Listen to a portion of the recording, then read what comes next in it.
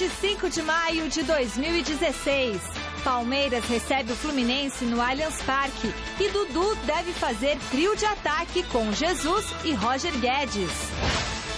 Sem força máxima, São Paulo visita o Coritiba, que quer se reabilitar e aliviar pressão sobre Gilson Kleina. Com principais jogadores na seleção, atacante Joel acredita que substitutos darão conta do recado no Santos. Embalada pela boa campanha, a Ponte enfrenta o Corinthians fora de casa. Tite confirma mudanças no Corinthians, que enfrenta amanhã a Ponte Preta em Itaquera. Christian e Luciano serão as novidades no time titular. E ainda, Vasco vence a terceira na Série B. Grande noite para você que acompanha o Gazeta Esportiva. O programa de hoje começa falando do Brasileirão. Sob pressão depois de ser eliminado da Copa do Brasil e de perder a decisão do estadual para o maior rival, o Coritiba recebe o São Paulo e quer a vitória para espantar a crise que ronda o Couto Pereira e ameaça o técnico Gilson Kleina.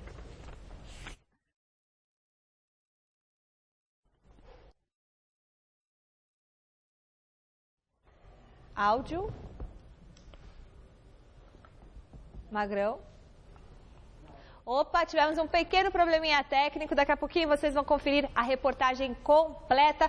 Só falando um oi aqui pro Chico Lang. Boa noite, Chico Lang. Boa noite, Flávio Prado. Tudo bem, meninos? Boa noite, Michele. Boa noite, Chico Lang. Boa noite, Flávio. Boa noite, Michele. Tá certo. Agora eu vou chamar o São Paulo, ok? Vamos falar do tricolor, que vai tentar, contra o Coritiba, recuperar os pontos perdidos na derrota para o Internacional no final de semana. O repórter Alexandre Silvestre acompanhou o último treino do São Paulo antes do embarque para o Paraná. Confira. O São Paulo, como um todo, luta para manter o zagueiro Maicon. Se não rolar acerto com o Porto, ele joga mais algumas partidas do Campeonato Brasileiro e diz adeus ao tricolor às vésperas da semifinal da Libertadores. Kelvin, também emprestado pelo clube português, só que até o fim do ano, prevê jogo duro para a diretoria são paulina. Difícil negociar com o Porto, porque também o Porto quer sempre os melhores jogadores, né? E o Maicon é um grande jogador, isso ninguém tem dúvida, e com certeza ele saiu de lá, mas o Porto vai querer ele novamente. Para mim já foi difícil, e eu que não estava tendo tanta sequência lá, e o Maicon que tem uma história maior no clube lá no Porto, ele vai ser difícil sim essa negociação. A vontade de Kelvin é a mesma de Maicon, seguir no Morumbi por mais tempo. Estou feliz aqui, me identifiquei aqui com o clube também, aqui é minha casa, venho para cá, me sinto à vontade já, então fico muito feliz, né, com esse momento que estou passando aqui no São Paulo, e quero ficar assim, porque quero continuar jogando, quero continuar ajudando o São Paulo, ajudando meus companheiros. Kelvin e Maicon estão escalados para o jogo de hoje à noite no Couto Pereira frente ao Coritiba. Mistão tricolor que tem desfalques, gente nas seleções do Brasil e do Chile, outros machucados e alguns poupados por Balsa, que troca peças, mas mantém o padrão. Priorizar para valer a Libertadores somente umas 2 semaninhas antes da primeira semifinal contra o Atlético Nacional, no dia 6 de julho, no Morumbi. Temos que esquecer um pouco isso, né? O treinador falou que lá na frente que ele vai fazer isso, então vai demorar muito tempo ainda. Então temos que focar bem no brasileiro, esse começo, porque é importante começar bem também, né? Ganhamos um fora e perdemos um em casa. É importante sim fazer o nosso papel dentro de casa e vamos agora buscar a vitória fora de casa, né? Já que perdemos o último jogo.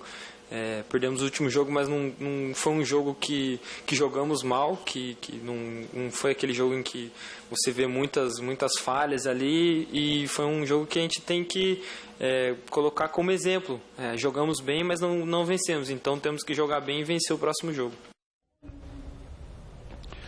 Então agora, boa noite oficialmente para você, para a Michele, para o amigo do Gazeta Esportiva, meu caro Chico Lang. Boa noite, Flávio. Olha, jogar em Curitiba sempre é muito difícil. O Curitiba está pressionado, apesar que ele começou ganhando do Cruzeiro, depois acabou sofrendo uma derrota normal para o Santos, sem jogar um mau futebol. Até o empate poderia ter sido o resultado mais justo.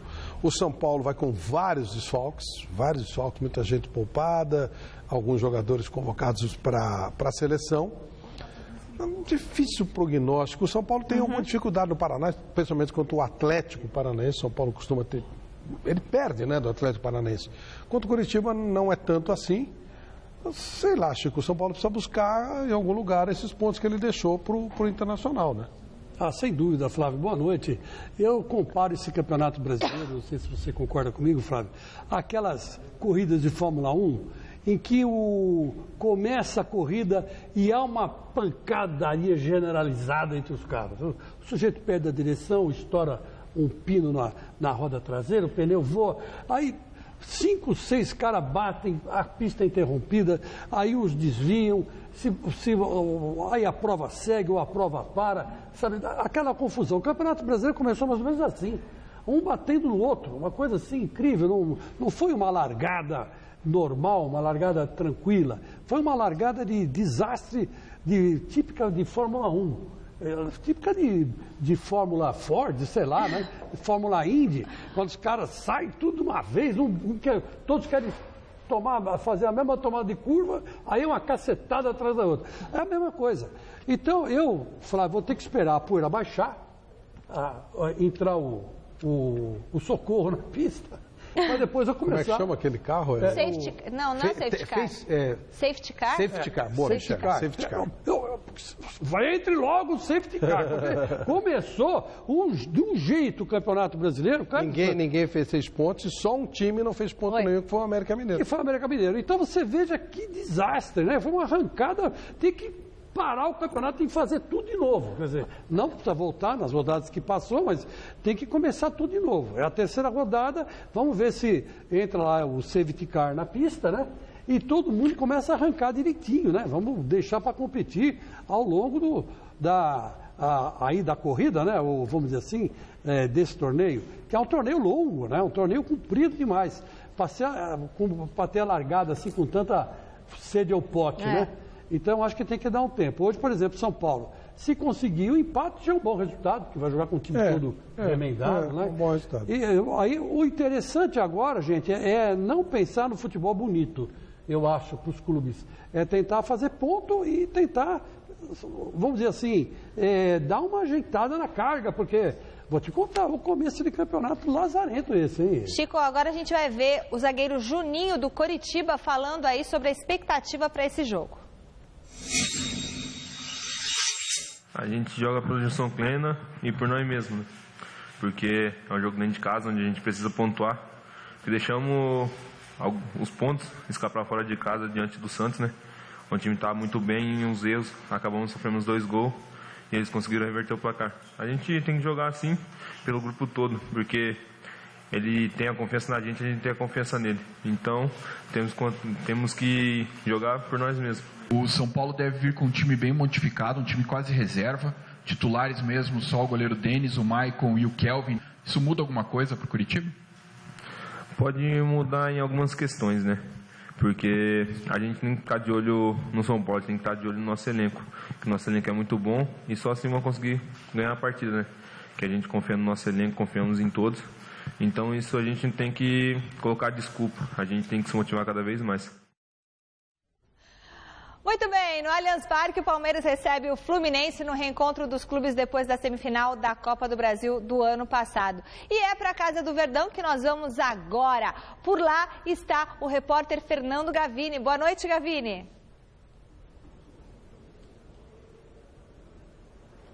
Boa noite, Michele. Boa noite a todos que acompanham o Gazeta Esportiva. Pois é, estamos aqui, com esse estádio lindo de fundo, o Allianz Parque, falando ao vivo. Daqui a pouquinho o estádio vai estar cheio de gente para acompanhar, como você mesmo disse, uma espécie de reencontro, né? Uma espécie de revanche do Fluminense contra o Palmeiras aqui, porque o último confronto entre os dois aqui neste estádio foi histórico. O Palmeiras e Fluminense se enfrentavam pela semifinal da Copa do Brasil. O Palmeiras venceu por 2-1, mas o primeiro jogo, né? O Fluminense tinha vencido no Rio de Janeiro por 2-1. E o Fred se machucou, sentiu uma lesão no joelho naquela partida. No jogo de volta aqui no Allianz Parque, foi uma partida épica. O Palmeiras venceu por 2-1. O Fred estava jogando aqui meio manquitolando, não estava 100% não estava com 100% de suas condições físicas. Mesmo assim, fez o gol do Palmeiras e no finalzinho, praticamente no último minuto, teve a chance cara a cara com o Fernando Praz de empatar o jogo e garantir a classificação para o Fluminense. Só que o Fernando Praz fez uma defesa espetacular e levou o jogo para a decisão. E na decisão por pênaltis, o Fernando Praz foi o herói. e que depois ele repetiria essa cena, né? Na decisão contra o Santos, seria o herói também da conquista do título do Palmeiras na Copa do Brasil. E por falar nesse duelo que aconteceu na Copa do Brasil, o lateral direito Jonathan falou a respeito e negou qualquer tipo de clima de revanche, pelo menos em relação ao Fluminense. Não acredito que entre esse sentimento de revanche não. Eu acompanhei o jogo pela televisão. Foi um jogo onde o Fluminense teve a possibilidade de ganhar esse jogo, né? Tanto no tempo normal e também nas penalidades. Não podemos deixar de dizer que o Fred naquele jogo jogou no sacrifício e nós sabemos que ele, em plenas condições, ele teria matado o jogo nas oportunidades que teve. Mas eu acho que é passado, a gente tem que focar no brasileiro. É outro jogo, são outros jogadores, a motivação é outra, já estamos com outro treinador, então nós temos que encarar um jogo completamente diferente daquele que foi diante do Palmeiras pela Copa do Brasil ano passado. Eu acho que a formação vai ser a mesma, só que com o Cícero um pouco mais adiantado. Eu acho que o Edson é um jogador que tem uma boa saída, chega à frente, está acostumado a fazer gols. Consequentemente, isso faz com que a nossa equipe ganhe um pouco mais de qualidade também com o Cícero um pouco mais adiantado. Mas a gente está confiante. O Edson, quando entrou muito bem.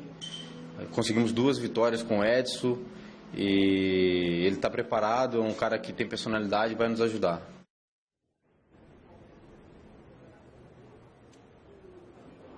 O Jonathan disse que não tem clima de revanche, mas também porque ele não estava aqui. Eu tenho certeza absoluta que o jogador que esteve aqui há 7 meses, quando aconteceu essa partida, e vai voltar hoje, sem dúvida nenhuma vai ter um gostinho a mais de disputar essa partida, não há dúvida nenhuma. Se, como o Jonathan disse, o Fluminense trocou de treinador, o mesmo aconteceu com o Palmeiras, né? Hoje o Cuca é o técnico do Palmeiras e desde que o Cuca chegou aqui ao Verdão, tem sido 100%, pelo menos aqui no Allianz Parque. Foram 3 vitórias em 3 jogos, com 10 gols marcados e nenhum sofrido. O Palmeiras, com o Cuca, na era Cuca, fez 3 partidas. Venceu o São Bernardo por 2-0, venceu o River Plate do Uruguai por 4-0 na Libertadores e venceu na estreia do Campeonato Brasileiro o Atlético Paranaense também por 4-0. Só que depois dessa belíssima estreia no Campeonato Brasileiro, a vitória por 4-0 sobre o Furacão, o Palmeiras não foi bem no último final de semana e acabou sendo derrotado pela Ponte Preta lá em Campinas, no estádio Moisés Lucarelli, e quer sim dar a volta por cima no jogo de hoje contra o Fluminense. Vamos ver como é que foi a preparação palmeirense para essa partida na reportagem do Adriano Dolfi. Foram 2 dias de mistério e o ataque palmeirense tem 2 jogadores escalados para a partida de logo mais contra o Fluminense. Gabriel Jesus e Roger Guedes. O terceiro pode ser Dudu, após longo período afastado da equipe. Briguei muito com os médicos aí para poder voltar e eles se segurando eu com razão. Às vezes que eu voltei antes da hora, eu machuquei de novo, mas agora pensar para frente e esquecer esses dias que eu fiquei parado para me poder voltar na melhor forma e ajudar o Palmeiras. A chance que Dudu precisava para voltar ao time, mais confiante e sabendo também que precisa mostrar serviço ao técnico Cuca. Acho que ele chegou agora, ele não sabe ainda os jogadores que tem, certo? Tem pouco tempo de trabalho. Acho que tem que mostrar no meu dia a dia aqui, todos que sabem da minha capacidade, sabem que eu tenho capacidade para ser titular. Depois da estreia arrasadora em casa, a derrota para a Ponte trouxe preocupação. Uma instabilidade que vem se repetindo ao longo da temporada. Aconteceu isso também ano passado no campeonato. A gente jogava com os considerados grandes, uma partida muito boa, e depois pegava os times pequenos, empatava, perdia. E eu acho que a gente tem que assimilar isso muito bem esse ano para não poder acontecer aqueles erros que a gente aconteceu no ano passado. Dudu mostra preocupação com as palavras e a euforia. Para ele, a declaração de Cuca de que o Palmeiras seria campeão brasileiro trouxe um excesso de empolgação à torcida. Campeão todo mundo quer ser, né? Tem 20 times querendo ser campeão. E Campeonato Brasileiro é jogo muito difícil, não é porque a gente ganhou o jogo aqui de 4-0 do Atlético Paranaense que a gente vai ser campeão. A gente, como eu falei, tem que pensar jogo a jogo e ganhando jogo a jogo para aí sim, quando chegar dezembro, a gente a gente poder comemorar o título.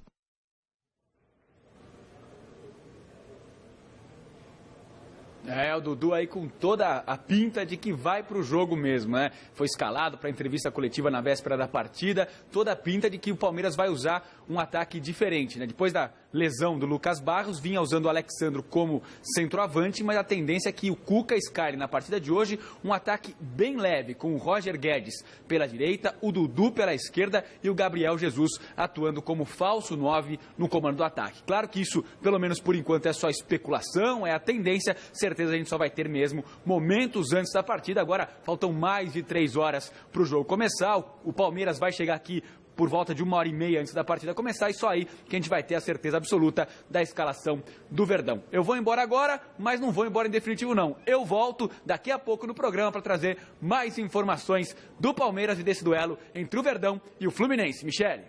Boa, Gavini, era isso que eu estava perguntando pro Magrão, se o Gavini volta daqui a pouquinho. Então, palmeirense, fique aí, daqui a pouquinho tem mais informações direto do Allianz Parque. Chico Lang, o que esperar aí para esse jogo? Olha, Michele e Flávio Prado, eu estava vendo aqui a escalação do Fluminense e muitos jogadores que participaram desse jogo da Copa do Brasil foram em campo hoje de novo, né?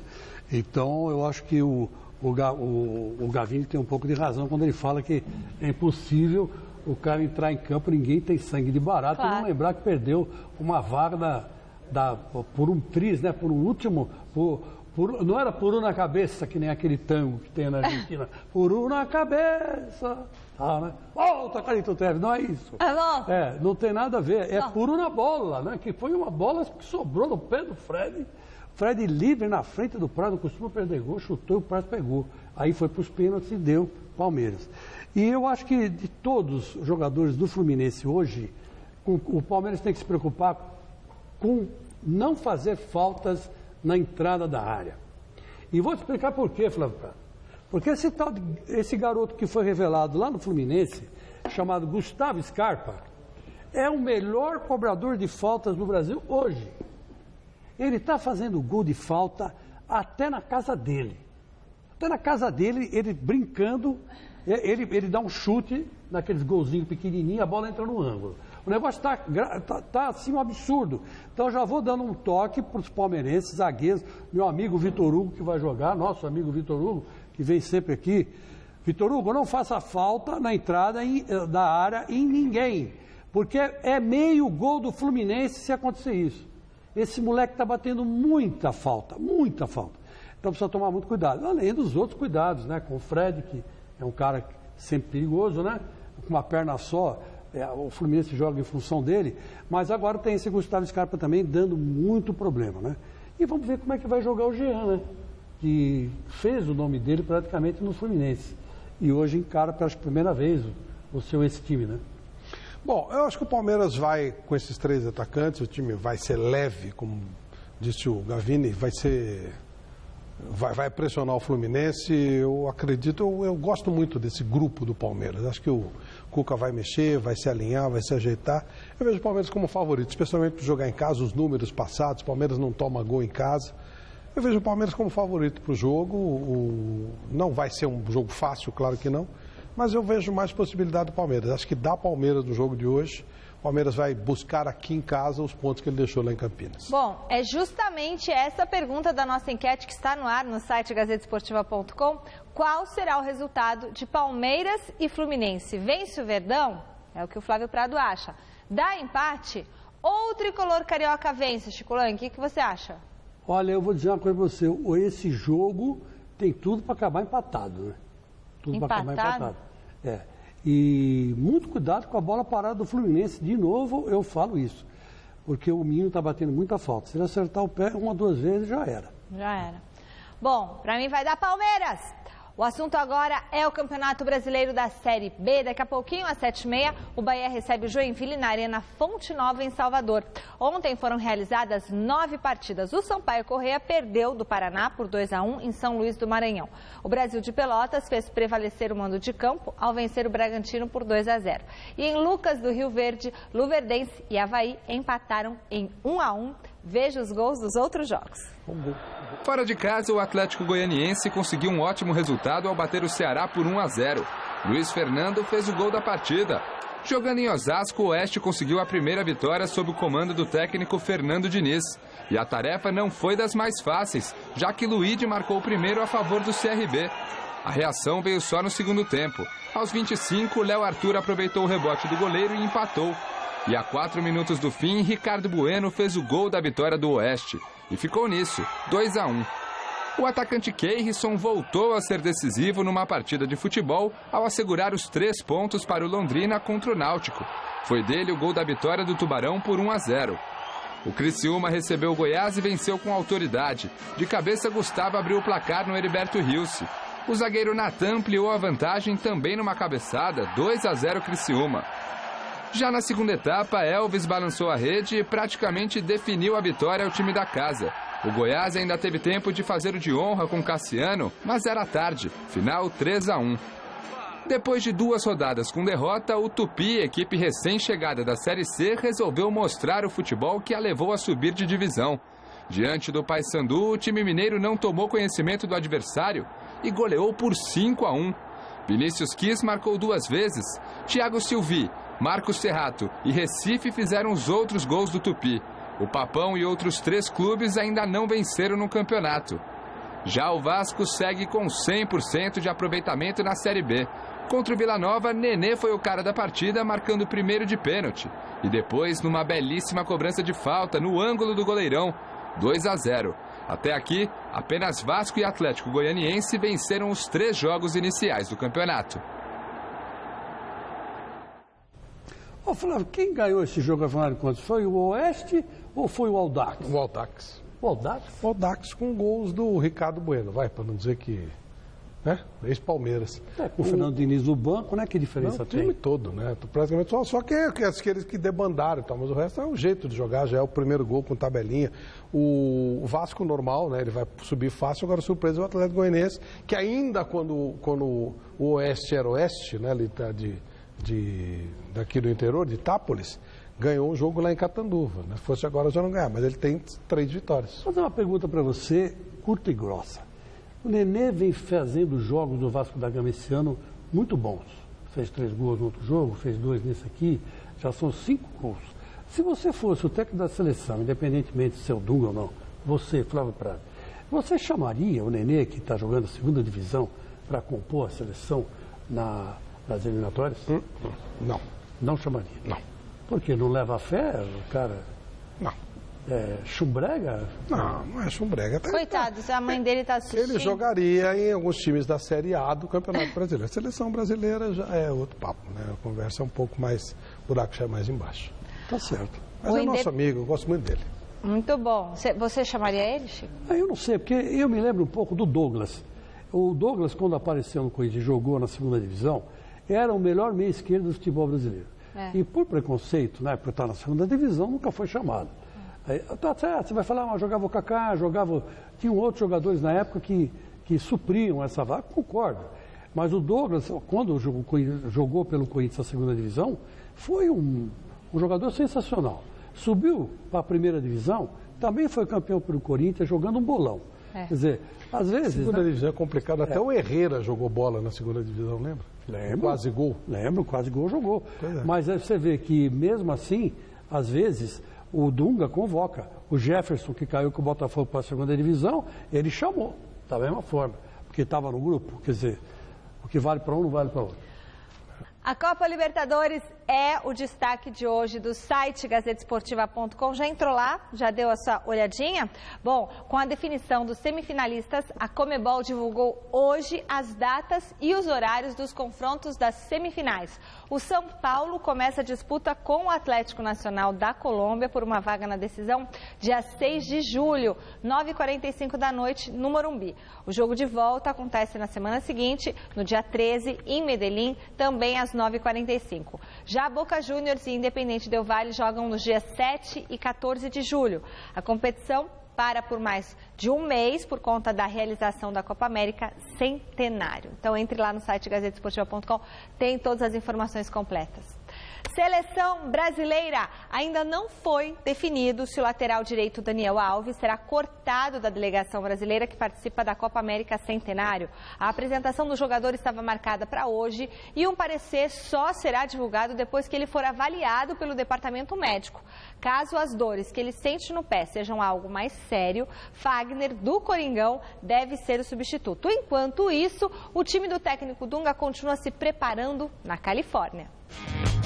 A seleção brasileira continua treinando em Los Angeles para a Copa América Centenário.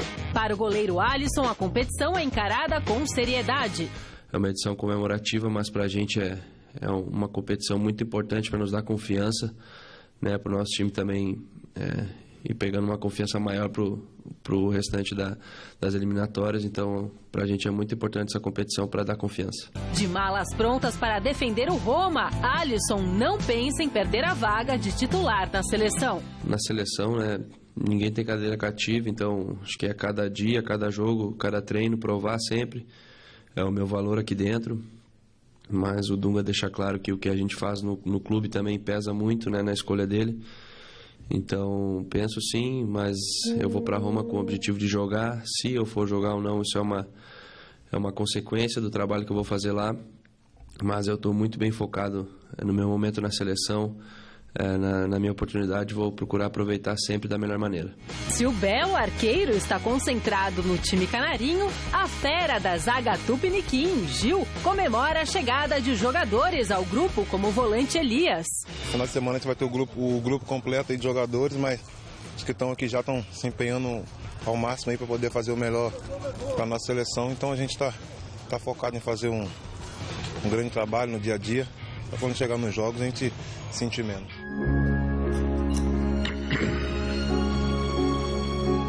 Los Angeles é a terra do cinema. E se na seleção já temos o Belo e a Fera, agora é torcer para que a Copa América termine para o Brasil como as fábulas encantadas.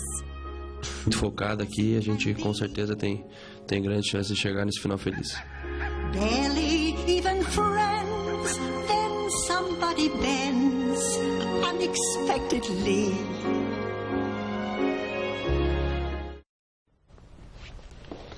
Isso aí que eu falava ontem, negócio de quando tratar jogador como criança.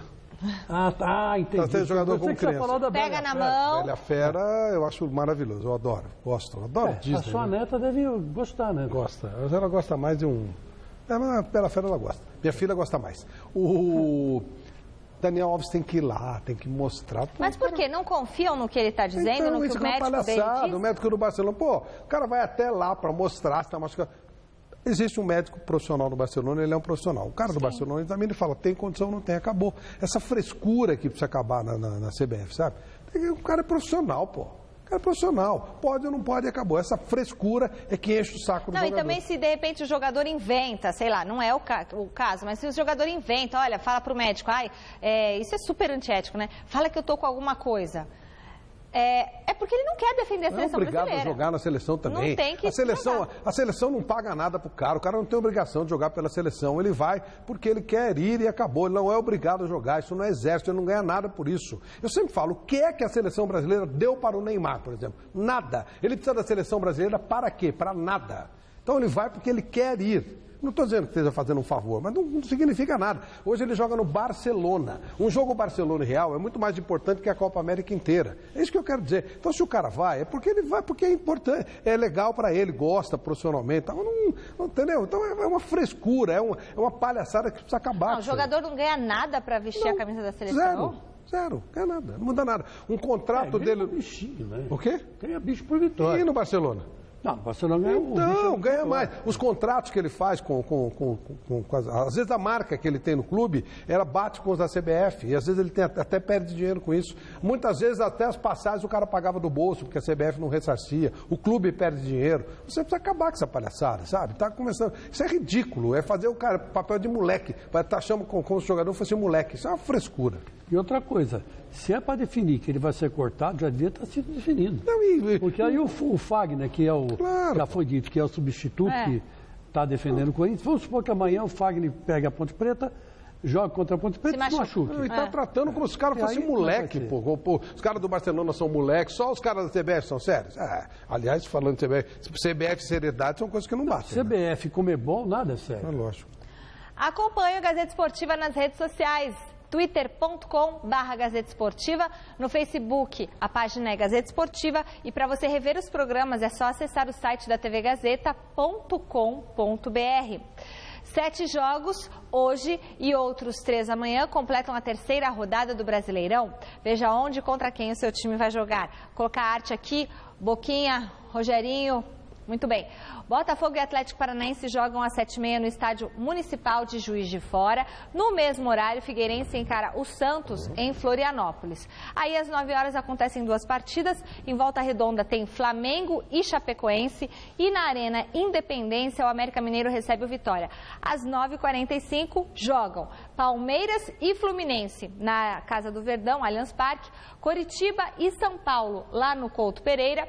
E o Santa Cruz enfrenta o Cruzeiro no Recife. Amanhã às 11 horas tem Corinthians e Ponte Preta na Arena em Itaquera. O Internacional recebe o Sport às 4 da tarde no Beira-Rio e aí fechando a rodada, Atlético Mineiro e Grêmio jogam às 9 da noite na Arena Independência. Muito bom, Boquinha. Pode tirar, Rogerinho. Valeu. Além do Fluminense, que encara o Palmeiras no Allianz Parque, os outros 2 representantes cariocas também entram em campo nesta quarta-feira. O Flamengo recebe a Chapecoense, ainda sem Muricy Ramalho. Já o Botafogo persegue a primeira vitória na Série A.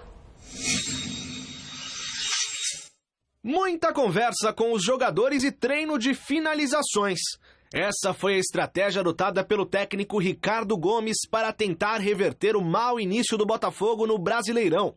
Com apenas 1 ponto ganho e abrindo a zona de rebaixamento, o Clube da Estrela Solitária entra em campo logo mais, às 7h30 da noite em Juiz de Fora, para enfrentar o Atlético Paranaense em busca da primeira vitória na Série A do Campeonato Brasileiro desde o dia 25 de outubro de 2014, quando bateu o Flamengo por 2-1. A expectativa é a melhor possível. A gente vai ter um jogo dentro de casa agora.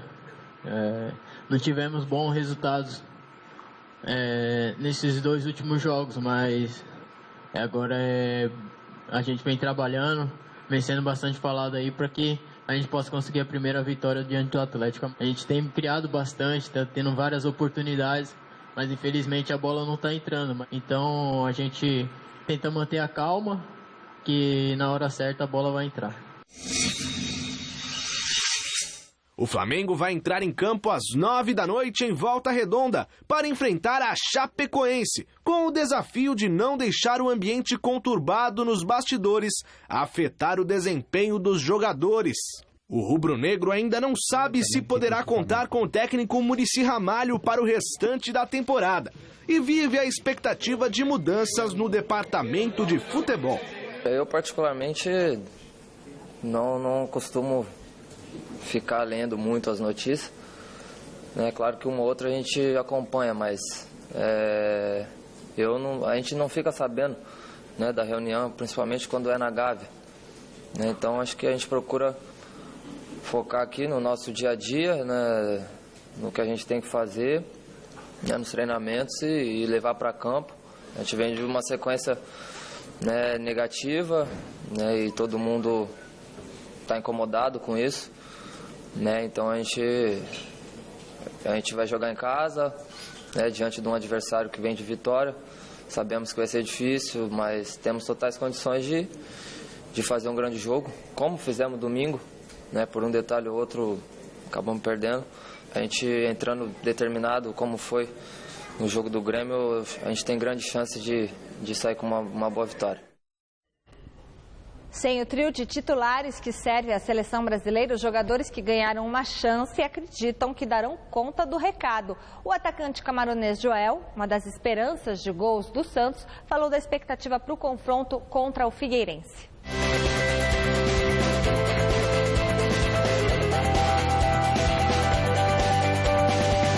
Eu acredito que os jogadores que saíram, eles são muito importantes para a nossa equipe. Mas aqueles que estão de fora também esperando por uma oportunidade são qualificados e muito bem treinados para poder executar a mesma função que aqueles que saíram executavam. É óbvio, cada um dentro da sua função, mas respeitando aquilo que foi pedido. Então, os jogadores que vão entrar estão muito bem preparados para poder dar seguimento no trabalho.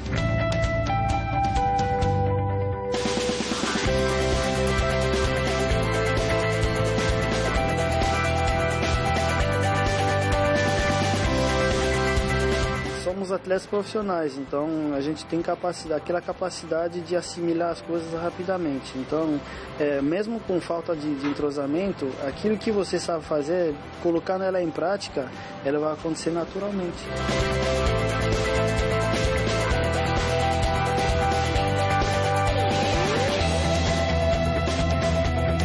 Vocês podem ver, duas rodadas já foram e ninguém pontuou, ninguém conseguiu fazer 6 pontos. Então são jogos muito difíceis. Fora de casa é difícil fazer resultado, mas nós vamos lá para brigar, para lutar, para voltar com os 3 pontos.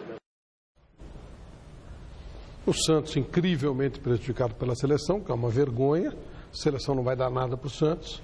E o Santos é mais um dos times que vai ser prejudicado por ser competente. É vergonhoso isso. Uma coisa, né? A gente fica se repetindo, mas é a verdade. E é verdade. E o Santos também agora,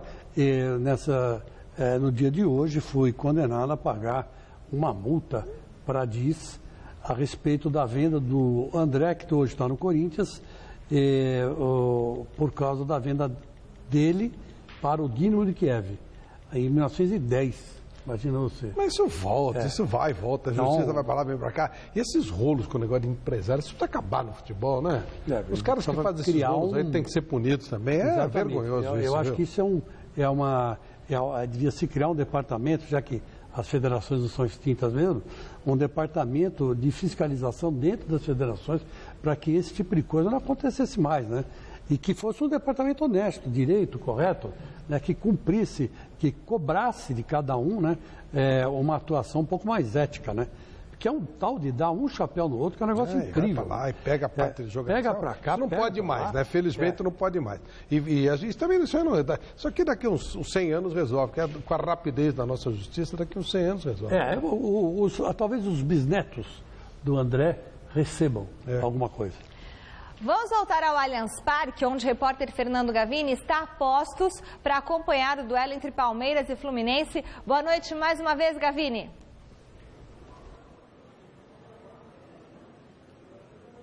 Opa, Michele, de volta aqui, estádio completamente vazio, claro, vai demorar ainda para os portões serem abertos para o torcedor entrar, mas a expectativa é de um grande público aqui no Allianz Parque.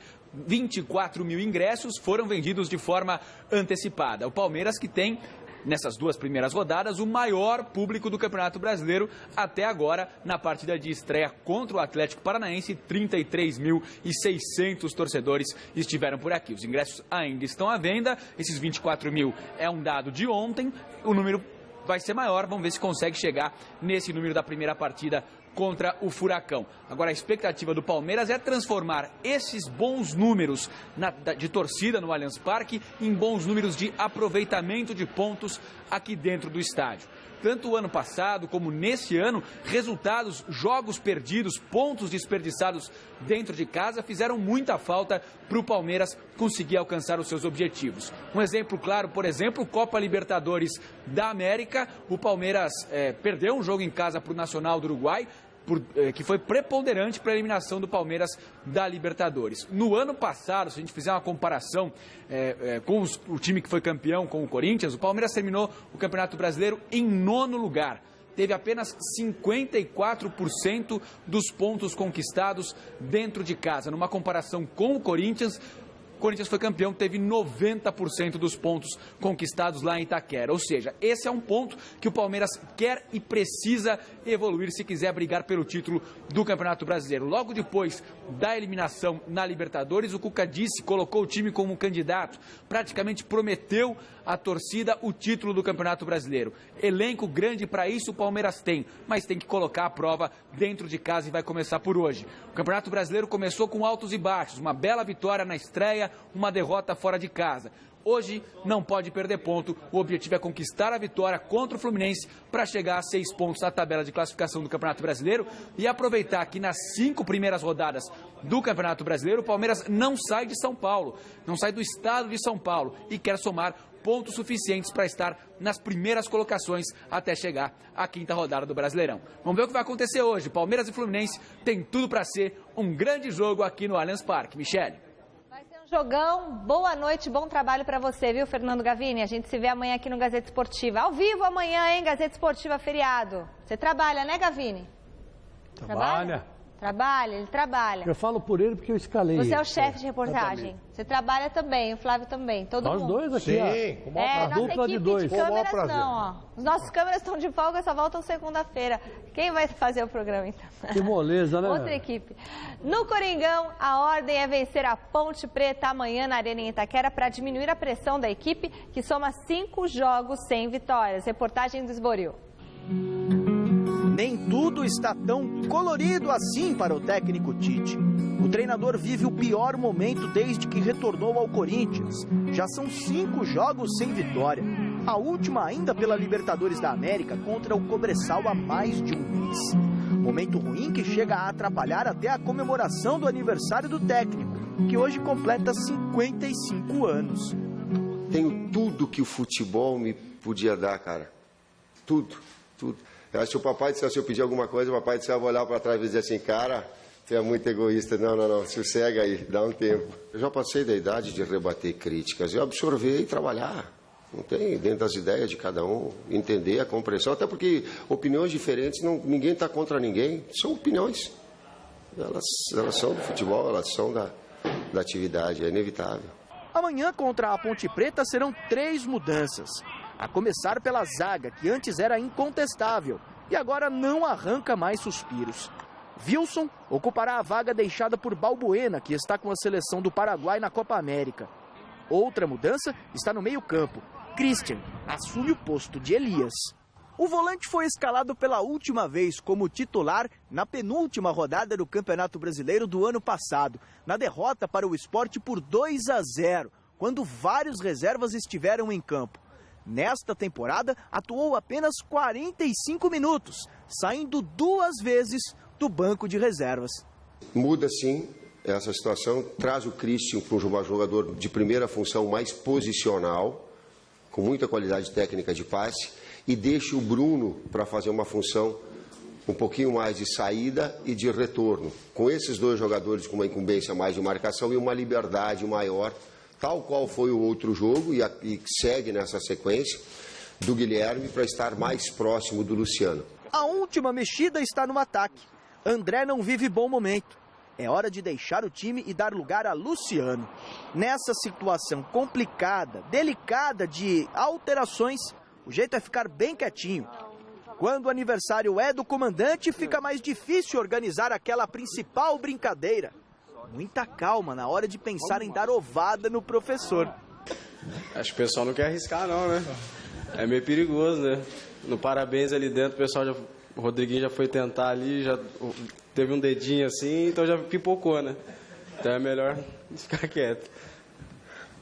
Achei que eu não sou tão bom, tão amável assim como as pessoas pensam, né?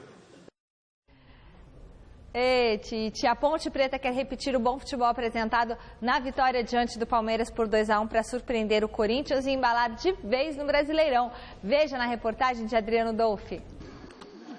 É um bom início de Brasileirão para a Ponte Preta. Nas primeiras colocações e ainda com uma vitória convincente sobre o badalado Palmeiras. Eduardo Batista está invicto no comando da equipe, que ainda recebeu de presente um reforço. O atacante William Potker, ex-linense e um dos artilheiros do Paulistão. Mas nada de se acomodar por aqui, porque tem um outro desafio pela frente. Nesta quinta-feira, às 11 da manhã, a Ponte enfrenta o Corinthians jogando na Arena em Itaquera. E o adversário vive um momento conturbado. Não vence uma partida há mais de um mês. O Corinthians vem sem vitórias, mas vem de bons jogos, né? Não vem jogando tão mal assim.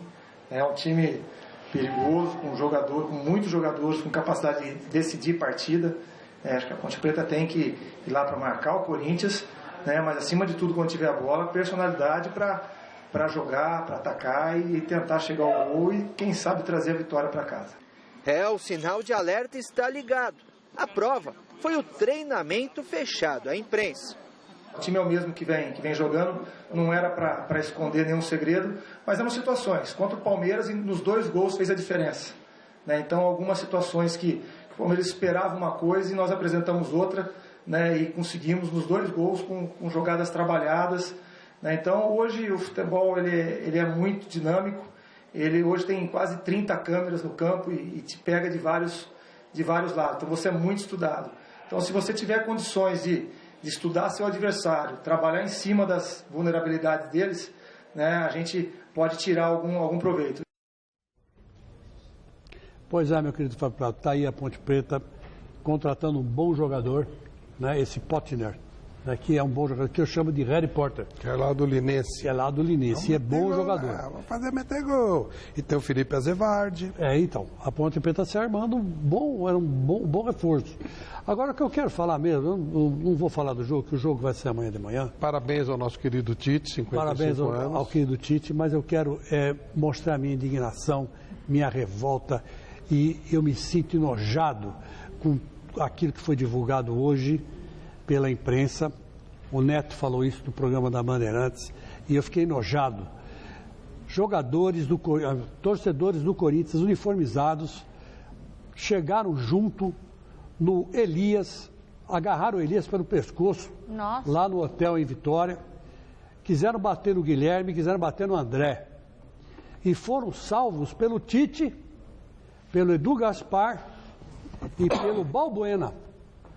Esses 3 é que impediram que os torcedores batessem nos jogadores do Corinthians. Que isso, gente? Então, eu acho que o Corinthians chegou num ponto que é o seguinte: torcida é fora do clube.